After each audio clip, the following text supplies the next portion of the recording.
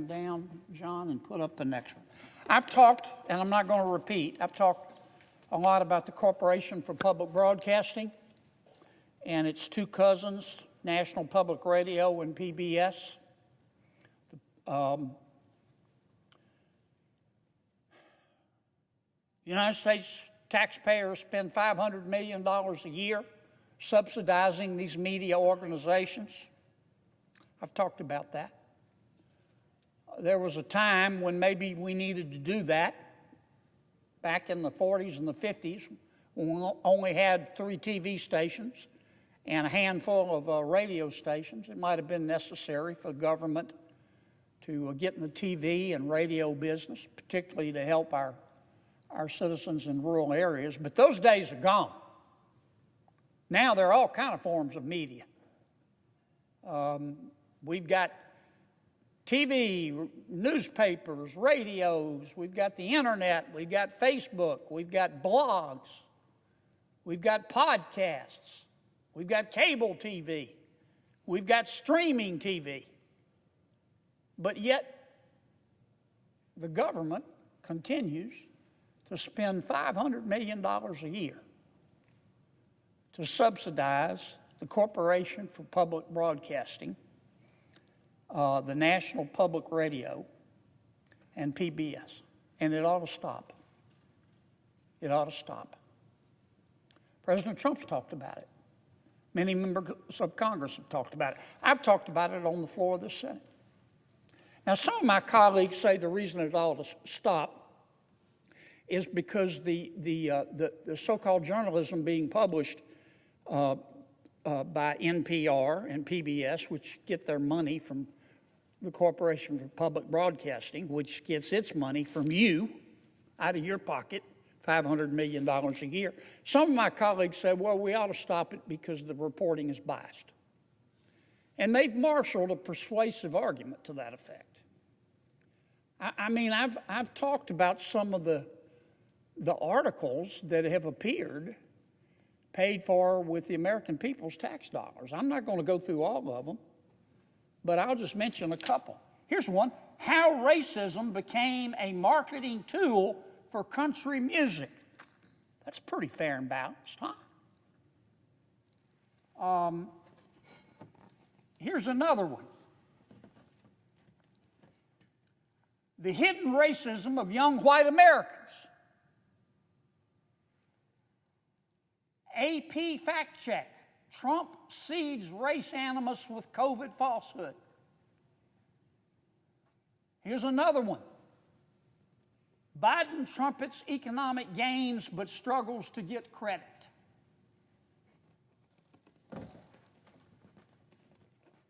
Here's another one: Democracy on Trial, Part 1, a blueprint for the case against Trump. It's paid for with your tax dollars. This is opinion journalism. But it's not just at the national level. It's in my state, too. It's in Louisiana. Louisiana has 318 radio stations. Only 10 of them get money from federal taxpayers through the Corporation for Public Broadcasting.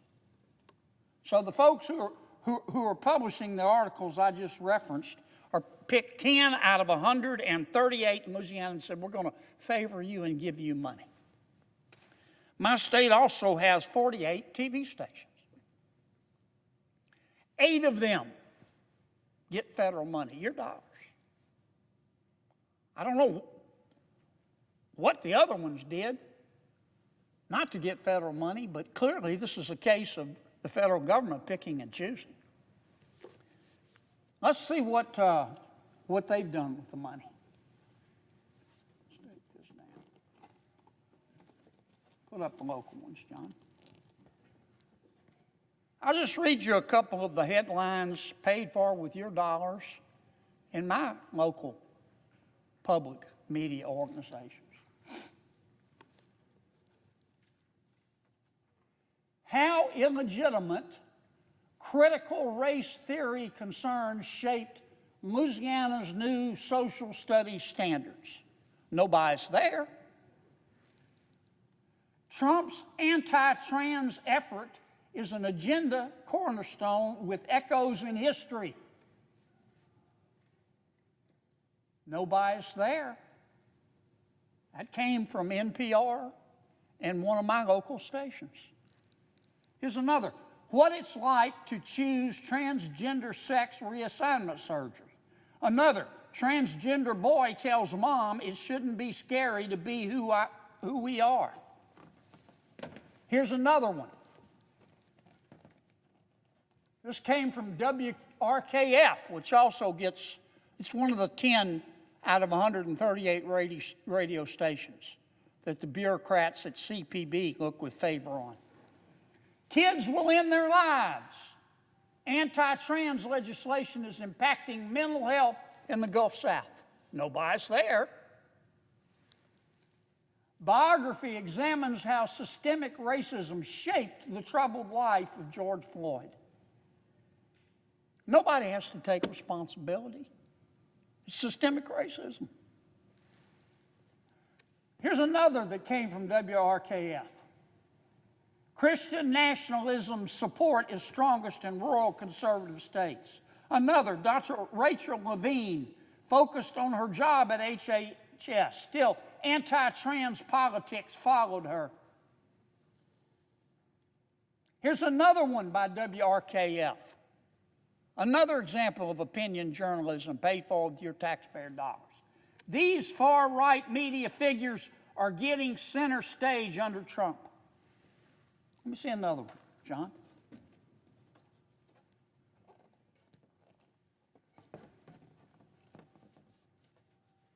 But there's more, as they say on The Price is Right, or something like that.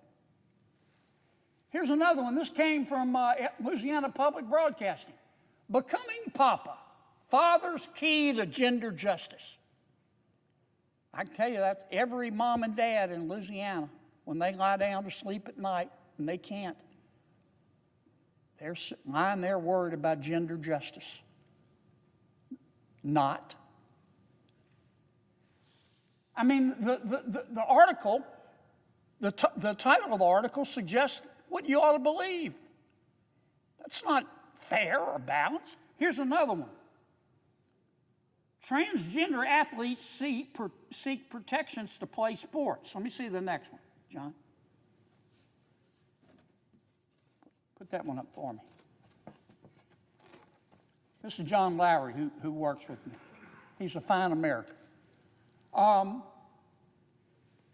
love this one. This is from one of my local radio stations in Louisiana. Arguments that trans athletes have an unfair advantage lack evidence to support. What planet did this reporter parachute in from?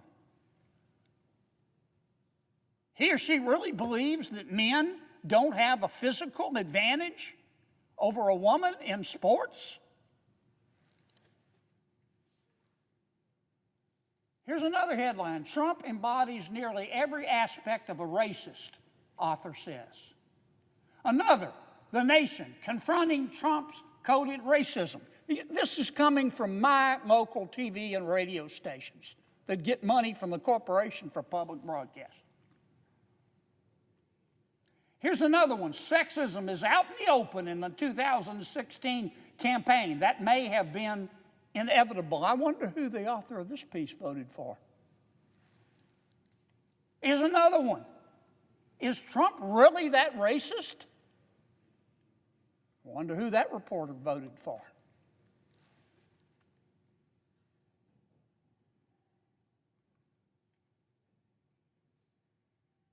Here's the final one I'm going to mention. I don't want to put too fine a point on this, but scientists start to tease out the subtler ways racism hurts health.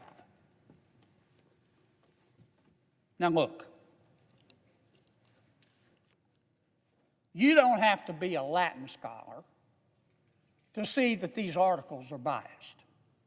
Every single one of them. At the federal level and at the state and local level in Louisiana. And you know what? That's the right of these state and local television stations. They have the right to say this stuff. But they don't have the right to say it with your money. They don't have the right to say it with your money. Some of my colleagues are angry at the Corporation for Public Broadcasting and NPR and PBS because of their obviously biased reporting. Now, that's just a fact. No fair-minded American can look at these headlines and say those aren't biased. And some of my colleagues are mad about that. That's not what concerns me the most. I'm sorry they're mad, but that's not what concerns me the most. My question is this: what in God's name, what on God's green earth are we doing with a $36 trillion deficit and $36 trillion worth of debt, which is just accumulated deficits? Why are we giving certain TV stations and certain radio stations in America, but not others, $500 million a year? Why? They don't need it. And even if they did need it, they shouldn't get the money to the exclusion of every other media organization. What happened to treating all people and all entities similarly situated similarly? And so that's why I support abolishing the Corporation for Public Broadcasting. I want to say it again. The people who wrote these articles and the people who published these articles have every right to do that. I mean, I'm a firm believer in the First Amendment. Without the First Amendment, how are we supposed to know who the idiots are? I support the First Amendment. And these folks have the right to publish that. But they do not have the right to publish it with taxpayer money. $500 million a year. And we know how, I think you know how I feel. We know how President Trump feels, but I hope the United States Congress, in our reconciliation package, abolishes the Corporation for Public Broadcasting and no longer gives them or any media organization in this country a single solitary dime of taxpayer money. That's not the role of the federal government. And given these kind of articles, to do so incites the anger of at least half of our country. And that's not right.